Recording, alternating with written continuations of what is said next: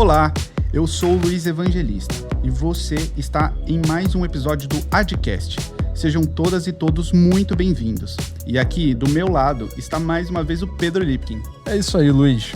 A cada episódio, nós trazemos dados, informações e convidados que estão transformando o mercado de pagamentos e tecnologia no Brasil. Nesse episódio, nós vamos mergulhar na história, nos serviços e nas transformações promovidas por uma das empresas mais relevantes do mercado de pagamentos no Brasil, a Bandeira Elo. É isso aí. E para falar da Elo, temos o prazer de receber Marcelo Marques, um profissional que tem feito e vivenciado a evolução do mercado e atualmente é diretor de desenvolvimento e negócios da Elo. Seja muito bem-vindo, Marcelo.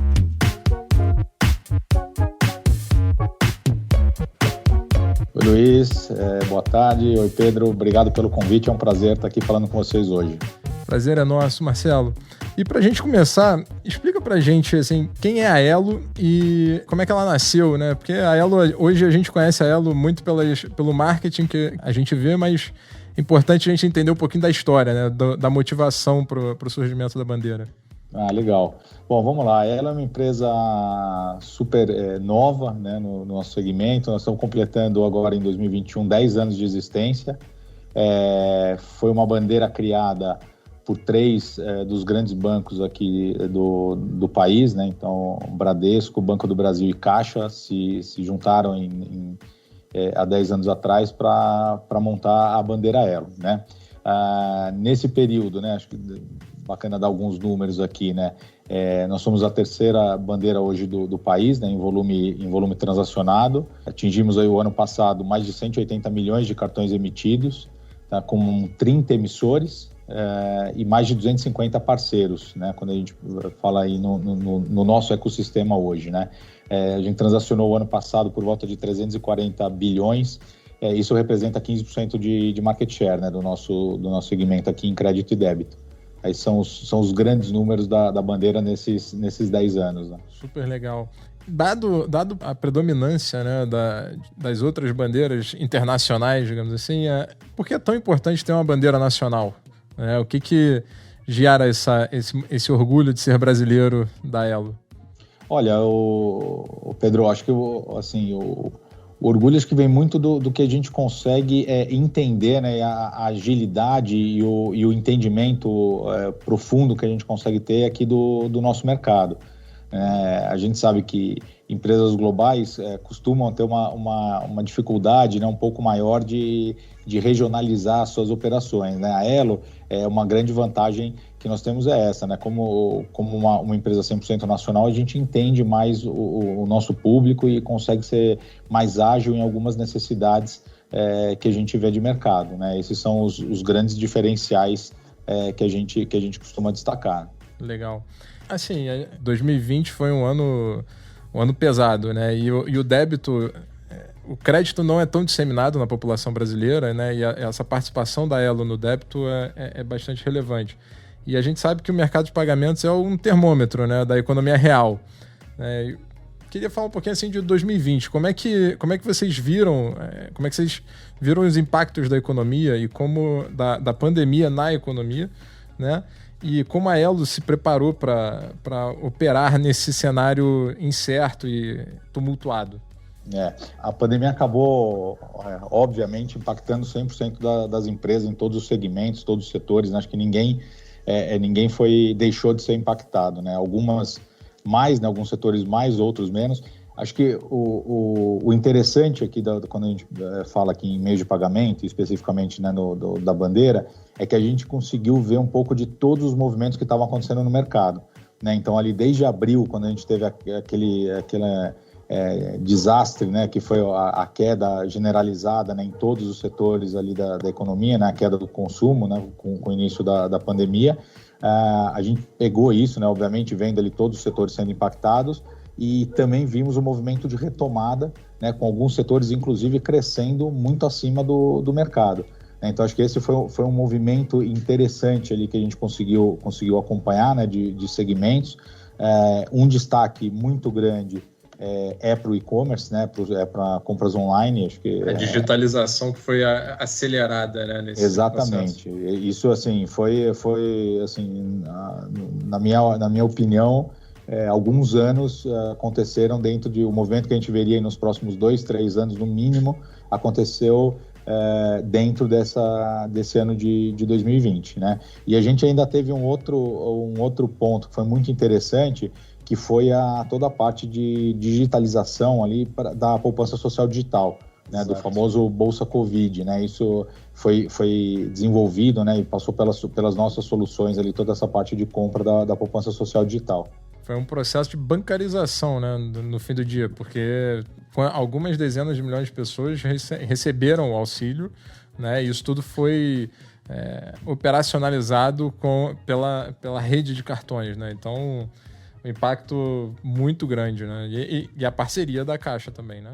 Exato, foi assim, a gente teve duas, né, acho que quando a gente recebeu o desafio lá na Elo, né, de viabilizar, né, a parte do desembolso da poupança social digital, né, popularmente Bolsa Covid, né, foi o projeto mais desafiador que eu já participei, que eu tive a honra de participar aqui na minha vida, porque, assim, só dando alguns grandes números para vocês, né, a gente tinha que viabilizar as compras online através da ferramenta da Caixa, né, do Caixa Tem, onde a gente teve que acelerar, né, o débito online dentro das credenciadoras, dos gateways, então todo o segmento, né, de compras online, que era algo totalmente inexistente, né? Então Exato. A gente tinha 3, 4 estabelecimentos, players que aceitavam débito online, ainda muito no ambiente de testes, um ambiente controlado, e a gente teve que colocar isso para rodar em todas as credenciadoras, em todos os gateways, vamos só lembrar, acho que todo mundo vai lembrar aqui, a gente via lá na televisão aquelas filas imensas nas agências da Caixa, o pessoal querendo sacar o benefício, aquilo, né, no meio de uma pandemia que ninguém sabia o quanto que aquilo poderia piorar a situação, né? Exato. Então a gente teve que desenvolver toda essa parte do débito, e logo na sequência veio um outro projeto que era como que a gente faz o mundo físico também estar engajado e estar no meio dessa solução, né? E aí foi que a gente teve que atuar muito forte também no desenvolvimento do QR Code, né, das soluções de QR Code da bandeira. Foi um projeto que a gente colocou no ar em 18 dias, Pedro. Esse é o desafio, né? Porque toda vez que a gente fala em auxílio, linha de crédito emergencial, esse tipo de coisa, o desafio é sempre a velocidade. Porque se você... o comércio precisa que a coisa aconteça em 2 meses para um comércio pode ser fatal, né? Então, se o negócio não sai...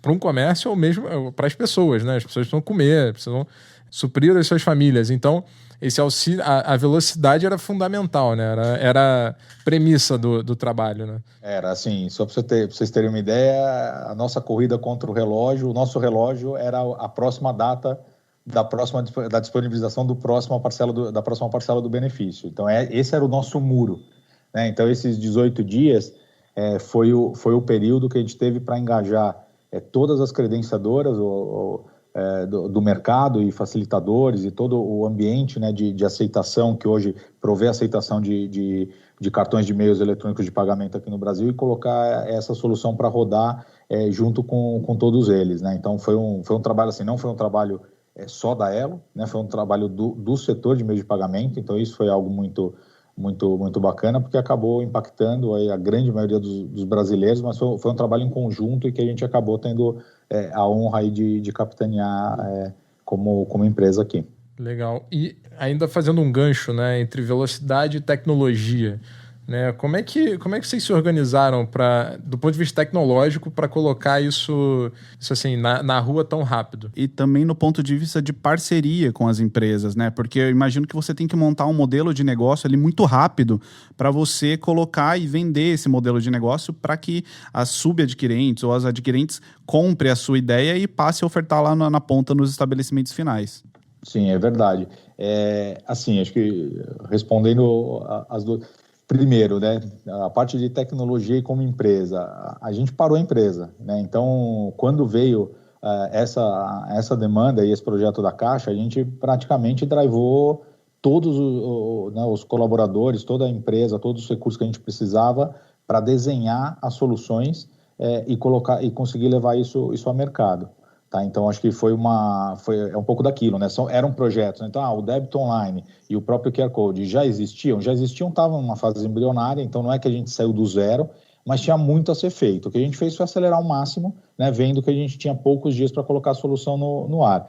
E aí, entrando no pedaço que o Luiz perguntou, aí é que eu falo que foi um trabalho que não foi exclusivo da Elo, né? Porque quando nós engajamos ali, eu lembro do primeiro call, que nós chamamos de um dia para o outro, com todas as credenciadoras e alguns facilitadores ali do mercado, para falar um pouco da solução, foi um call marcado de um dia para o outro. E tinham mais de 150 pessoas online vendo uma primeira versão do que era a nossa solução. E todo mundo se engajou muito, entrou de cabeça, né? Todas as empresas entraram de cabeça e obviamente que algumas sugestões, algumas customizações foram colocadas ali naquele momento, o que era possível, né? O que a gente tinha que adequar para que fosse viabilizado por todo mundo foi feito. Né? Então, por isso que eu falo que foi um trabalho que iniciou com a Elo, mas que teve um engajamento muito forte do mercado. Sem isso, a gente não teria saído do outro lado do rio, né?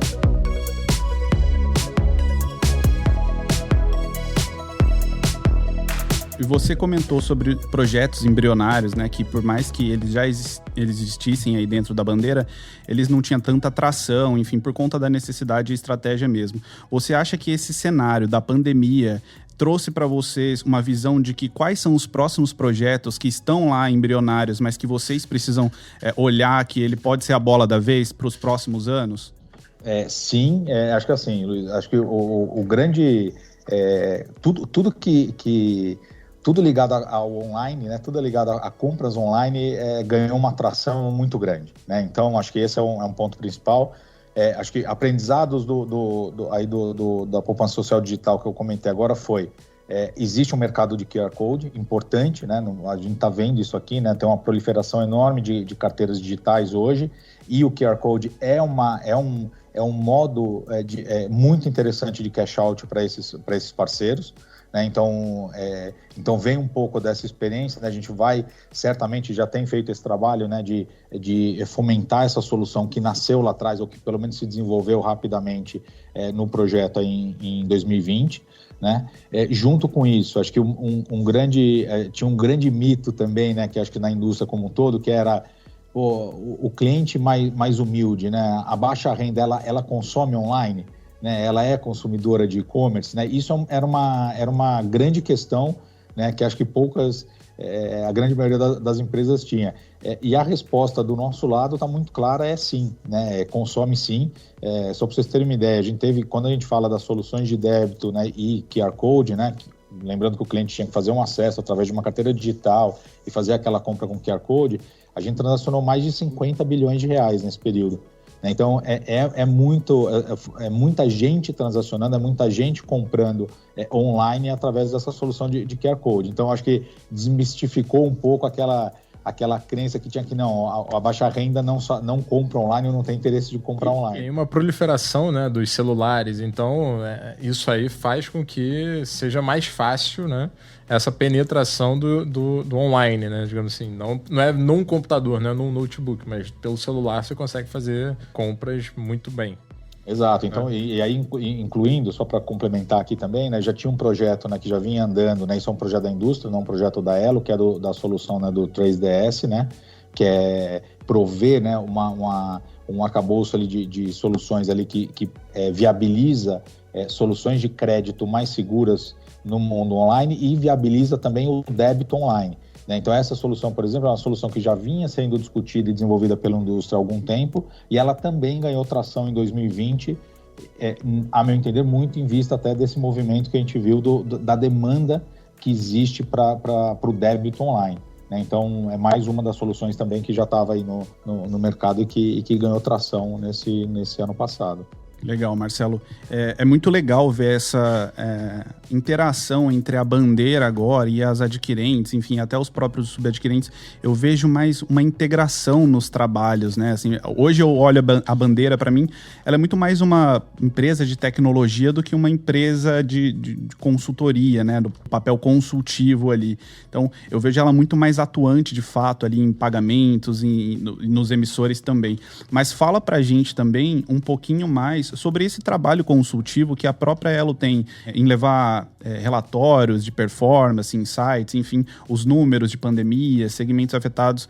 Esse trabalho consultivo, como que ele é construído aí dentro do lado de vocês?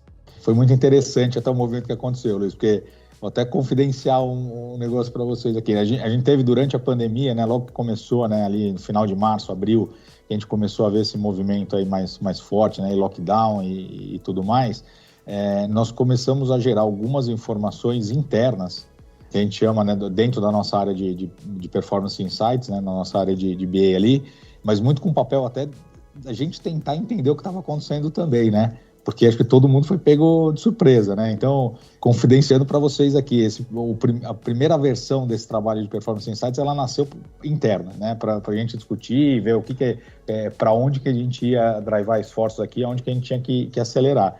E esse negócio acabou, como a gente tinha também muita demanda dos parceiros, e a gente tem, como você falou, né? Acho que, e eu falei também no começo aqui do nosso bate-papo, a gente tem uma proximidade muito grande com os nossos parceiros, né? Tanto do lado de emissão quanto do lado de aceitação. Eles também demandavam esse tipo de informação para a gente começou a dividir essas informações, né? Não eram informações confidenciais, eram informações que davam um panorama geral ali do mercado, e a gente começou a ver, de repente, uma proliferação do nosso trabalho indo para vários lugares e às vezes até pessoas de outras indústrias recebiam essas informações e entravam em contato, falavam, pô, é muito legal o que vocês estão fazendo, e a gente começou a gerar esse tipo de informação com certa recorrência, porque a gente viu que era algo que tinha valor, né? Não falando valor monetário, né? A gente não cobrou por esse trabalho, mas tinha valor para os nossos parceiros, né? E para o mercado. Então a gente começou a gerar. Foi um trabalho que nasceu dentro da nossa área ali de BA, como eu falei, né? É uma área que a gente tem hoje que já atua com estudos, né, de mercado, e aí muito focado também em emissores, credenciadores, ou no próprio varejo. A gente fez muita coisa para o segmento de T&E, né, de viagens, né, foi um segmento super afetado, ainda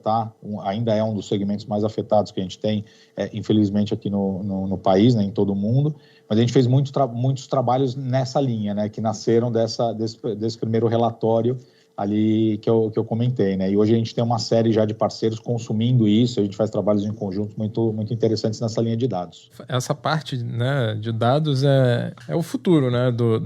Não é nem o futuro, é o presente, né, na verdade. Né? A quantidade de dados que uma bandeira, né, justamente por ser o instituidor de arranjo, né, a quantidade de transações, tudo isso, né, ela se torna não só um repositório, mas um grande condensador de insights ali muito interessante. Considerando essas novas, né, não é só sobre pagamentos, é sobre tecnologia, serviços, conexões. Como é que você vê esse modelo de negócio, essas transformações do modelo de negócios, né, de plataforma, da bandeira especificamente, mas no nosso mercado, né, que é um mercado de plataformas, de dois lados, enfim. Como é que você vê essa mudança de modelo? Pedro, assim, acho que cada vez mais a gente vê o papel da bandeira ali, o papel da Elo, não como um instituidor de arranjo, como uma bandeira de cartão de crédito e débito, né? Como a gente viu alguns anos atrás, né? A gente hoje vê o papel da bandeira como uma plataforma de tecnologia que pode atuar em outros segmentos, né? E não única e exclusivamente ali numa transação de crédito e débito que acontece ali no mundo físico ou no e-commerce, né? Então, dados, como a gente falou, óbvio, né? É uma vertical que a gente vem trabalhando e deve trabalhar cada vez mais forte aqui dentro da empresa, né? Tem toda a questão de LGPD e tudo mais, a gente tem que sempre estar atento a isso, mas é um segmento muito interessante que gera valor, né? Risco, toda a parte de risco, de prevenção à fraude também é um segmento interessante que a gente vê que a gente aporta valor, não só evitando, né, naquele momento da transação que não ocorra uma fraude. Obviamente, isso é o nosso core, a gente tem que evitar isso ao máximo, né, e a gente acho que todo o mercado tem uma boa expertise nisso. Mas a gente vê que também tem esse tipo de serviço, também acaba tendo valor para outras partes ali, outros elos da indústria financeira. Né? Então, a gente vê, por exemplo, a gente presta serviços hoje de prevenção a fraudes, né? Muito no onboard para algumas carteiras digitais, para próprias chaves de Pix. Né? Então, são outros segmentos, né? Ali que a gente vê que tem valor e que a gente pode gerar valor. Então a gente viu cada vez mais o papel da bandeira nesse modelo, né, de gerar valor como um todo, saindo às vezes até do próprio core ali de uma transação de crédito e débito. E como você mesmo falou, né, o ecossistema tem crescido cada vez mais, então novas oportunidades, né, de prestação de serviços ou de produtos diferentes, né, que não só a bandeira tradicional, né, não só a ligação de bandeira, né, tradicional. Assim, a gente falou um pouquinho de 2020, né, dos desafios e o tempo voou, né? E como é que você está vendo 2021? Quais são os projetos para 2021 na bandeira, enfim, a visão da Elo para 2021 no mercado de pagamentos? Olha, Pedro, a gente vem acelerando, assim, a gente já vem um movimento, né, nos últimos anos e que vai acontecer em 2021, né, de aceleração ali de novos parceiros, né, seja no segmento de emissão, como emissores, né, no segmento de emissão, ou na parte de aceitação como um todo, né, então isso é algo que já estava ali no nosso DNA, ali no trabalho que a gente vem fazendo nos últimos anos e que a gente vai continuar fazendo, né. Tem uma questão também, a gente acabou de lançar no final do ano passado também, né, o nosso cartão Flex, né, então a nossa plataforma Flex, que é um diferencial, né, foi a primeira bandeira a lançar aqui no país, uma plataforma onde o cliente customiza o seu cartão, né, então a gente vem divulgando isso, né, em mídia aberta, vai continuar fazendo isso. A gente vê que isso tem um valor muito, muito forte para os nossos clientes e para os emissores também. Então a gente não tem mais pacotes fechados como tinha antigamente. Você tem a variante do cartão A, você tem o benefício 1, 2 e 3. Você tem um cartão alta renda, você tem 1, 2, 3, 4, 5, 6. Não, né? Hoje na Elo a gente está migrando todo o nosso portfólio já para esse modelo. É um modelo que a gente aposta muito, que é um modelo de customização onde o cliente tem o poder de escolha ali na ponta. Então a gente vem trabalhando muito essa questão de diferenciação de produtos, né, com base no Flex, como eu te falei. Outros segmentos também, né, então a gente tem segmentos subpenetrados que hoje são importantes também e são foco para 2021 a expansão. Entre eles eu destaco aqui a parte de transportes, né, então a gente tem hoje uma entrada, né, de cartões por aproximação, né, de transações por aproximação em transporte público, que é um mercado que não existia, era muito subpenetrado, né, e é um mercado muito interessante, onde as soluções de pagamento de uma bandeira geram muito valor, né, e a gente tem um foco muito, muito grande nesse também, e a gente tem um ecossistema também muito forte de inovação. Né, a gente tem uma parceria grande hoje com a Plug and Play, né, uma empresa internacional, tem uma atuação muito forte, né, com startups. A gente já é parceiro deles há algum tempo também, e a gente vê isso, né, esse lado de Open Banking também, a gente está vendo muito de perto o que está acontecendo nesse mercado também, e como que a gente se posiciona naquela linha que a gente falou agora há pouco, de gerar valor, né, para essa inovação e para esse novo mundo que tá chegando aí, que está se abrindo. A bancarização, né, de grandes parcelas da população brasileira, né, e essa questão da desintermediação, né? No fim do dia, o Open Banking e algumas ações novas estão acontecendo justamente para tentar reduzir a quantidade de elos na cadeia, mais para reduzir o custo e não tanto para baratear o produto e não como para matar negócio, né? Mas é muito mais para aumentar o valor para o consumidor. Acho que realmente 2021 promete ser desafiador nesse sentido, né? De muita inovação, muito processo novo que está acontecendo.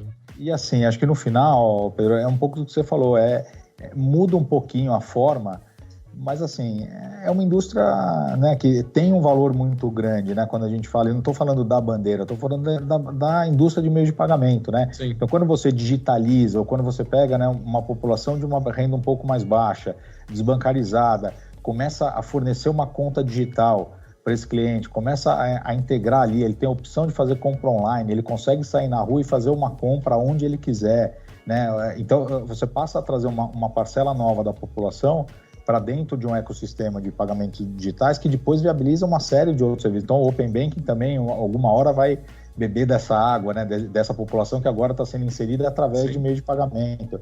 Então, acho que tudo está um pouco ligado no final. Então, muda a forma, né, mas isso faz parte, né, faz parte da vida, né?